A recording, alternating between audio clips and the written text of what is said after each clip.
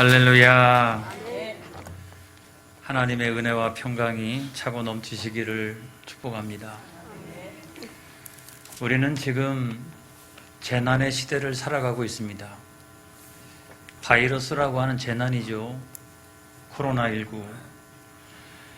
지난 11월 1일부터 위드 코로나 시대가 선포가 되었습니다마는 여전히 아주 강력한 변종들이 생기고 있습니다.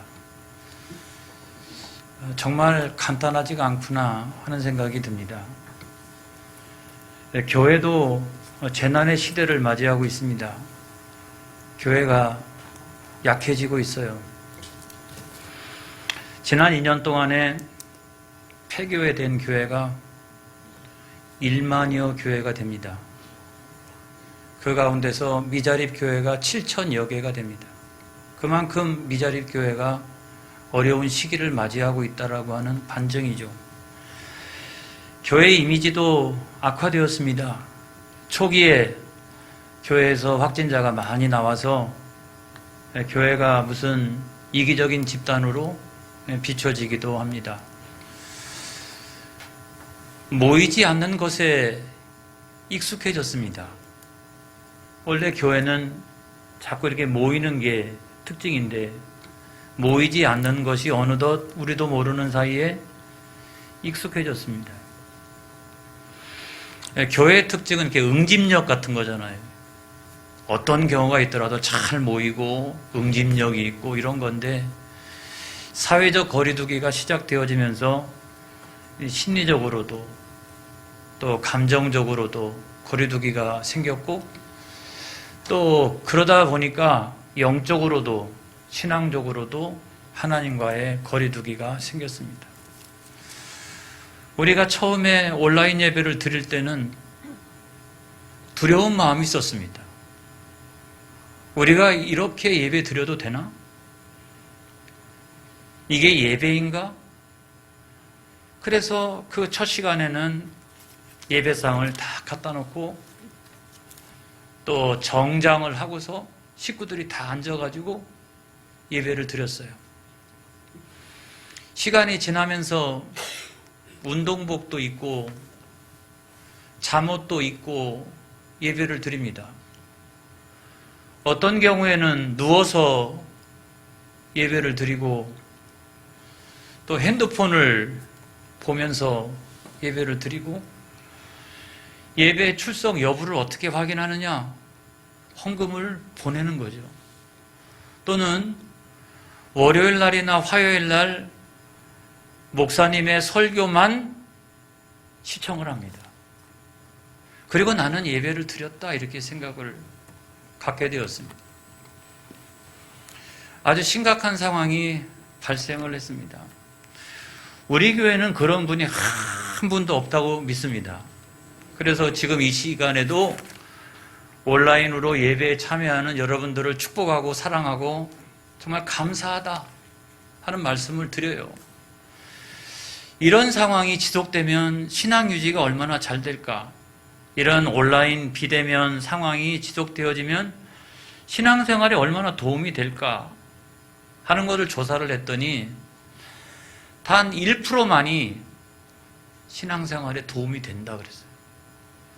99%는 절대로 신앙생활에 도움이 안 된다. 그렇게 이야기를 했어요. 그래서 이 상황이 지속된다라고 하면 교회도 큰 재난의 위기를 맞이할 가능성이 크다는 거예요. 우리는 그와 같은 상황에서 지금 대림절을 맞이하고 있습니다. 대림절은 뭐 하는 절기냐? 기다리는 절기잖아요. 주님의 오심을 기다리는 절기예요. 그래서 우리는 성탄절을 기다립니다. 그리고 다시 오마 약속하셨기 때문에 그 재림의 날을 우리는 간절히 기다립니다. 왜 기다리느냐? 주님이 오셔야 모든 문제가 해결되기 때문에 그래요. 주님이 오셔야 모든 문제가 해결됩니다. 첫 번째 성탄절 이전에도 영적인 암흑기였어요. 그때는 제대로 신앙생활을 하는 사람이 없었습니다. 끝까지 믿음을 지키는 남은 자가 별로 없었습니다. 그래서 구원의 여망을 상실한 그런 시대였어요. 그리고 주님께서 다시 오실 그날의 직전에도 어떤 현상들이 일어나느냐? 우리가 성경에 보면 배교하는 현상들이 많이 일어나게 될 것이다. 끝까지 믿음을 지키는 자가, 그런 이기는 자가 너무 적을 것이다. 여러분, 구원의 소망이 점점점 사라져가는 거예요. 그런데 그때에 주님이 오셔서 십자가 위에서 자기를 대속제물로 내어주시고 우리에게 구원의 소망이 된 줄로 믿습니다. 그리고 언젠가 주님께서 다시 오셔서 그 구원을 완성시켜 주실 줄로 믿습니다. 그래서 신앙생활의 모든 시작과 끝은 하나님의 은혜예요. 아멘. 모든 것이 하나님의 은혜예요. 우리의 구원과 또 그 구원의 완성도 하나님의 은혜예요. 하나님의 사랑 없이는 되어지는 것이 아무것도 없어요. 여러분, 하나님의 그 사랑이 있기 때문에 우리는 기다리는 거예요. 아멘. 청춘의 남녀가요, 서로 기다리는 이유는 서로 사랑하고 있기 때문에 기다리는 거예요. 여러분, 20세기에 아주 유명한 신학자가 있죠. 칼 바르트라고 하는 굉장히 유명한 신학자죠. 그분이 교회 교의학이라고 하는 책을 썼는데요. 그 책이 무려 한 13권 정도 돼요. 근데 무지무지하게 어려워요. 그래서 신학생들도 그거 거의 다 읽는 신학생 거의 없을 거예요. 목회자들도 가끔 그거 참조하지, 그거 처음부터 끝까지 완벽하게 다 읽은 사람은 거의 없을 거예요. 그만큼 굉장히 심오한 신학적인 사상이 들어있는데 하도 그 책이 방대하니까 사람들이 질문을 했어요. 그 책에 있는 내용을 요약하면 무슨 내용이 됩니까? 그랬더니 칼 바르트가 뭐라고 얘기했냐면, 하나님은 우리를 사랑하십니다. 그래서 인간의 몸을 입으시고 세상에 오셨습니다. 끝. 이게 전부라는 거예요. 여러분, 그와 같은 하나님의 사랑이 있기 때문에 우리는 기다리는 거예요. 지금 코로나19 상황에서 변이도 생긴다고 하고 많이 염려하고 걱정합니다만은 그래도 여전히 우리가 기다리는 건 뭐냐?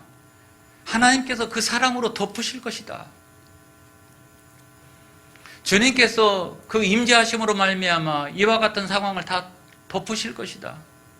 그거를 소망하면서 우리가 기다리는 거예요. 할렐루야. 아멘. 그래서 어쩌면 우리의 신앙생활이라고 하는 것은 기다리는 것이다. 기다리는 것이다. 우리가 어떻게 주님을 기다려야 할까요? 오늘 성경 말씀이 그 해답입니다, 여러분. 구약 성경의 맨 마지막을 향해서 가면 갈수록 이 영적인 타락에 대해서 우리가 분노하게 됩니다. 점점 영적인 암흑기가 되어져 가는구나 라고 생각을 하게 돼요. 여러분, 우리가 열왕기서에 보게 되면은 그 종교개혁이 있어요. 종교개혁이. 적어도 몇 명의 왕쯤은 종교개혁을 일으켰어요. 근데 종교개혁을 하면 그 순간에는 백성들이 정신 차리고 우상을 타파하고 불신앙하고 불순종했는데 하나님 내가 이제는 순종하겠습니다 이랬어요. 그런데 그 왕이 죽고 난 다음에 그 다음 때의 왕이 되면 어쩌면 그렇게 똑같이 원래대로 돌아가고 있는지. 나중에는요, 우리가 미가서, 나훔서, 스가랴서, 말라기서 이 소선지서를 읽어봅니다만은 거기도 보면은 그렇게 바벨론에 끌려가가지고 70년 동안 그렇게 혼나고 난 다음에 돌아와서도 정신 못 차리고 시간이 점점점 지나가니까 다시 우상을 숭배하고 불신앙하고 불순종에 빠지기 시작합니다. 저는 구약 성경이 한 단어로 우리에게 무엇을 이야기해 주고 있느냐라고 이야기하면 제가 가지고 있는 모든 신학적인 지식이나 신앙적인 고백을 다 담아서 구약 성경은 우리가 완전한 죄인이라고 하는 것을 말씀해 주고 있다. 저는 그렇게 선포합니다. 하나님께서 우리에게 주셨던 율법의 말씀에 비추어 보면 단 한 사람도 자기 의를 주장할 수 있는 사람이 없어요. 저도 마찬가지예요. 여러분도 마찬가지입니다. 그 하나님의 율법의 말씀에 비추어 보면 죄인이 아닌 사람이 없다고요. 그래서 여러분, 많은 종교 개혁가들은 그거를 전적인 타락이다 그렇게 말했어요. 루터는 우리 예수 믿는 사람들은 동치성을 가지고 있는 게 있다. 하나는 뭐냐면 완전한 의인이다. 또 다른 하나는 완전한 죄인이다 그랬어요. 완전한 죄인이라고 하는 것이 먼저 전제인 거예요. 그리고 그리스도 예수 안에서 우리는 완전한 의인이 되었도다. 할렐루야. 그래서 우리가 다 완전한 죄인이라는 거예요. 종교개혁을 해도 소용없어요. 또 부분적으로 우리가 하나님 앞에 심판을 받아도 소용없어요. 그 자체가 의미가 있겠지만 그럼에도 불구하고 시간이 지나고 나면 여전히 우리의 죄성을 드러내기 시작하고 내가 정말로 완전한 죄인이구나 라고 하는 사실을 고백하지 않을 수가 없어요. 오늘날에도 보면은 개혁을 막 이야기하는 사람이 있어요. 그런데 아무튼 가만히 살펴보세요. 더 나쁜 짓을 하는 경우도 많아요. 그 다음에 그런 개혁을 이야기하는 것 뿐만 아니라 이렇게 부분적으로 우리가 하나님께로부터 심판을 받고 부분적으로 혼나도 정신을 못 차리는 경우가 굉장히 많죠. 죄악에 관영하고 그 양심의 화인을 맞은 것처럼 조금 시간이 지나고 나면 다시 죄를 짓고 반복하고, 그래서 우리는 정말 하나님 앞에 완전한 죄인이라고 하는 것을 고백할 수 있어야 합니다. 그래야 회개가 나오고 그래야 신앙생활이 시작되어지는 거예요. 그런데 구약 성경을 뒤로 읽어가면 읽어갈수록 나는 완전한 죄인인데 우리가 거기서 구원받기 위해서는 오실 주님이 계시다. 아멘. 메시아가 계시다. 이거를 이사야서를 읽어보면 거기에 나와요. 그 다음에 소선지서를 읽어보면 거기에 계속적으로 나오는 게 뭐냐면 이 완전한 죄인이 구원받을 수 있는 유일한 길은 오시는 그 주님, 그 오시는 주님, 그 메시아를 우리가 영접하지 않으면 안 된다라고 하는 사실을 끊임없이 예언서들은 우리들에게 말씀해주고 있어요. 그 주님이 오셔야 된다. 그래서 구약시대에 수많은 이스라엘 백성들은 그 오시는 주님을 기다렸어요. 간절히 기다렸어요. 믿음을 빼앗기지 않기 위해서 몸부림치고 그렇게 했습니다. 스가랴서 9장 9절에 있는 말씀을 보겠습니다. 시작. 시온에 따라 크게 기뻐할지어다. 예루살렘에 따라 즐거이 부를지어다. 보라, 내 왕이 내게 임하시나니 그는 공의로우시며 구원을 베푸시며 겸손하여서 나귀를 타시나니 나귀의 작은 것 곧 나귀 새끼니라.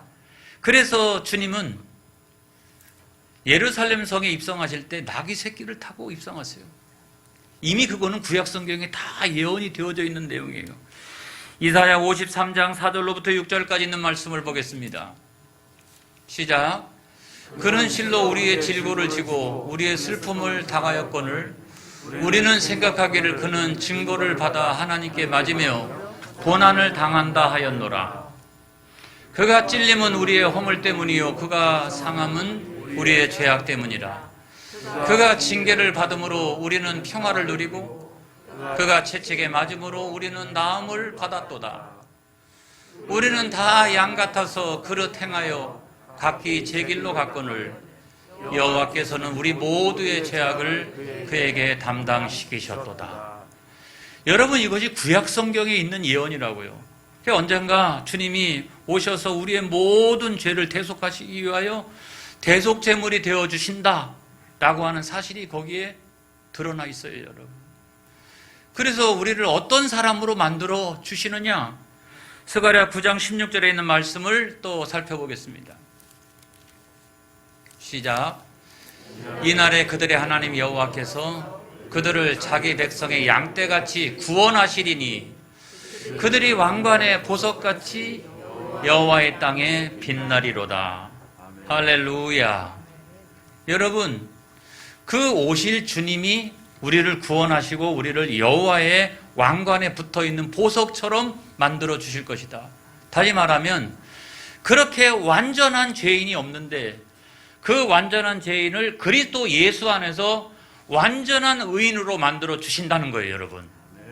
할렐루야. 그렇기 때문에 구약의 백성들은 그래도 오실 주님을 기다렸던 거예요. 오늘날에도 여러분, 우리가 오실 주님을 기다리는 이유가 뭐냐? 그 주님이 오셔야 우리의 모든 문제가 완벽하게 해결되어질 수 있기 때문에 그렇습니다, 여러분. 할렐루야. 그래서 그 주님이 오실 때, 그 주님이 재림하실 때 우리의 구원은 완성되는 줄로 믿습니다. 아멘. 할렐루야. 아멘. 그래서 우리는 자꾸 기다리는 거예요. 우리는 기다려야 됩니다. 근데 우리가 뭘 하면서 어떻게 기다려야 될까? 첫 번째로는 그 은혜가 너무 감사하니까 경배하면서, 할렐루야, 경배하면서 여러분, 우리 예배가 경배가 되어야 할 줄로 믿습니다. 웨스터민스터 그 신앙 고백서라는 게 있습니다. 거기에 소교리 요리 문답에 보게 되면 첫 번째 질문과 대답이 이렇게 되어 있어요. 질문은 이거예요. 인간의 최고의 목적은 무엇입니까? 대답은 인간의 최고의 목적은 하나님을 영화롭게 하고 영원토록 하나님을 즐거워하는 것이다. 할렐루야. 그게 인간의 존재의 목적이라는 거예요. 여러분, 하나님을 우리가 영화롭게 하고 하나님으로 말미암아 즐거워하는 것은 예배예요. 예배입니다. 부모가요, 자식이 물론 용돈 잘 주고 그러면 효자죠. 그런데 용돈만 보내주고 한 번도 안 찾아와, 한 번도 만나질 않아. 그건 안 됩니다, 여러분. 마찬가지로 우리가 하나님 앞에서 영적 부모이신 하나님 앞에서도 하나님과의 그런 교제가 있어야 되는 거예요. 자꾸 하나님 앞에 나와야 합니다. 하나님을 만나는 것이 여러분 예배인 거예요. 그 하나님을 영화롭게 하고 그 하나님으로 말미암아 즐거워하는 것이 예배인 줄로 믿습니다. 아멘. 할렐루야. 아멘. 그래야 되는 거예요, 여러분. 그것이 인간의 가장 첫 번째, 구원받은 하나님의 자녀의 가장 첫 번째 목적이 그거라는 거예요. 하나님은 그 영광을 받으시는 줄로 믿습니다. 그래서 이 무너진 예배를 세워야 합니다. 우리의 예배가 그냥 단순한 형식적인 예배가 아니라 경배가 되어야 돼요. 경배가. 그러려면 어떻게 하느냐? 여러분, 스가랴 14장 16절에 있는 말씀에 보면 거기에 답이 나와 있어요. 시작. 예루살렘을 치러왔던 이방 나라들 중에 남은 자가 해마다 올라와서 그 왕 만군의 여호와께 경배하며 초막절을 지킬 것이라. 이렇게 말씀하고 있잖아요. 거기 보면 이방 나라가 나와요. 나중에 이방 나라도 다 주님 앞으로 나오게 될 것이다. 그래서 인종과 민족이 상관이 없어요. 남녀노소 빈부 귀천이 전혀 상관이 없어요. 중요한 것은 남은 자가 되는 게 중요한 거예요. 중요한 것은 이기는 자가 되는 것이 중요한 거예요. 끝까지 신앙을 지키고 남는 자, 끝까지 신앙을 지키고 이기는 자, 그 이기는 자가 중요한데, 이기는 자가 되기 위해서는 여러분 우리의 예배의 대상을 분명히 해야 됩니다. 만군의 여호와께. 아멘. 할렐루야. 오늘 우리는 무엇을 의지하면서 살아갑니까? 우리가 만군의 여호와께 뿐만 아니라 물질도 섬기고 자기도 우상처럼 섬기고 그렇게 살아갈 때가 얼마나 많이 있어요. 그런데 우리가 이것을 다 내려놓을 수 있어야 되는 거예요. 우리가 어떻게 하면서 주님을 기다릴 것인가? 만군의 여호와, 나를 구원하신 하나님, 언젠가 우리를 심판하실 그 하나님 외에는 다 내려놓을 수 있어야 돼요. 제가 예전에 목회를 할 때 어떤 분이 이제 예수를 믿기로 하고 자기 집으로 저를 초청했어요. 그래서 제가 신방 예배를 갔습니다. 은혜 가운데 신방 예배를 다 마치고 났더니 그분이 첫 번째로 한 이야기가 이거였어요. 자기 집에 우상이 많은데 목사님이 우상을 불태워주세요. 그래서 제가 딱 눈을 들어보니까 문지방 위에 아까는 못 봤는데 북어 대가리가 딱 있고 명주실이, TV 위에 탁자 위에 그 온갖 종류의 우상들이 굉장히 많더라고요. 그러면서 하는 말이, 목사님 저는 무서워서 못 건드리겠으니까 목사님이 대신 불태워주세요. 아무튼 무서운 건 저한테 맡겨요. 무서운 거 이런 거. 그래가지고 제가 그거를 앞마당에다 다 긁어 모아가지고 부수고 불태워버리고 땅을 파가지고 그걸 다 묻었어요, 여러분. 우리가 신앙생활하면서 첫 번째로 가장 중요한 게 뭐냐? 우리의 예배의 대상, 그 경배의 대상이 누구인가? 그리고 우상을 철저히 우리가 부숴버리고, 여러분 그 우상을 섬겼던 모든 것들을 우리가 다 제거하는 그런 은혜가 있어야 될 줄로 믿습니다. 아멘. 그래야 그 사람은 신앙생활의 길을 제대로 가는 거예요. 제대로 가는 거예요. 할렐루야. 그 다음에 초막절을 지키라 그랬어요. 초막절. 그래서 초막절이라는 게 뭐냐고 했더니 이스라엘의 3대 절기 가운데 한 절기잖아요. 유월절, 그 다음에 오순절이라고 또 하는 맥추절, 장막절이라고 하는 초막절. 이게 3대 절기 아닙니까? 근데 이 모든 3대 절기는 무엇과 상관이 있냐면 하나님의 구원의 역사와 상관이 있어요. 그러니까 하나님께서 나를 구원하신 그 은혜를 기억하고 감사하면서 하나님 앞에 드려지는 예배가 뭐냐면 경배인 거예요. 할렐루야. 그래서 우리의 무너진 예배가 어떻게 회복되어져야 되느냐? 경배라고 하는 것은 숭배라고 하는 뜻과 비슷한데, 그거는 머리를 땅에다 대고 엉덩이를 높이 들고 하는 거와 마찬가지로 내 모든 삶의 인격을 다 들여서 오직 만군의 여호와 하나님만을 내가 경배합니다. 예배합니다. 여러분, 그것이 경배라는 거예요. 그와 같은 놀라운 역사가 일어나기를 주의 이름으로 축원합니다. 그 다음에 우리가 두 번째로 보면 성결하면서 기다려야 된다. 성결하면서 스가랴 10장 20절로부터 21절까지 있는 말씀 보겠습니다. 시작. 그날에는 말 방울에까지 여호와께 성결이라 기록될 것이라. 여호와의 전에 있는 모든 소치 제단 앞 주발과 다름이 없을 것이니 예루살렘과 유다의 모든 소치 만군의 여호와의 성물이 될 것인즉 제사 드리는 자가 와서 이 솥을 가져다가 그곳으로 고기를 삶으리라. 그 날에는 만군의 여호와의 전에 가나안 사람이 다시 있지 아니하리라 그랬어요.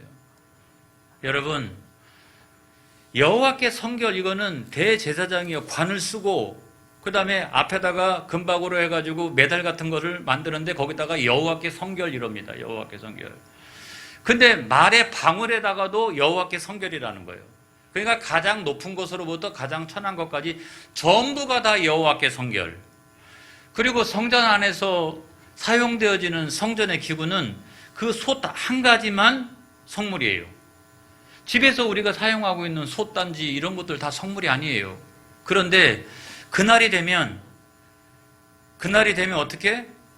하나님의 성전에서 사용하는 솥도 성물이고 우리가 집안에서 사용하고 있는 모든 솥도 다 성물이 될 것이라. 무슨 얘기예요? 여러분, 우리 모두가 일상의 생활에서 하나님 앞에 성결. 할렐루야. 그래서 교회당 안에서만 성결한 게 아니라 우리의 모든 삶에서 성결하면서 우리가 주님을 기다리는 거예요. 할렐루야. 그래서 어떻게 기다릴 것인가?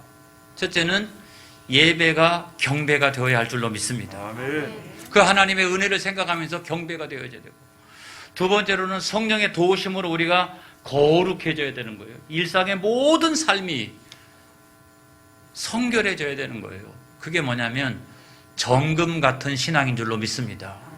그래서 주님이 오실 날, 다시 오실 그날까지 우리는 어떻게 슬기로운 처녀가 되어서 신부 단장을 하고 신랑대 오시는 그 예수님을 맞이하기 위해서 찬양하고 경배하고 거룩해지면서 정금 같은 믿음으로 주님 앞에 나가야 될 줄로 믿습니다. 할렐루야. 기도하겠습니다.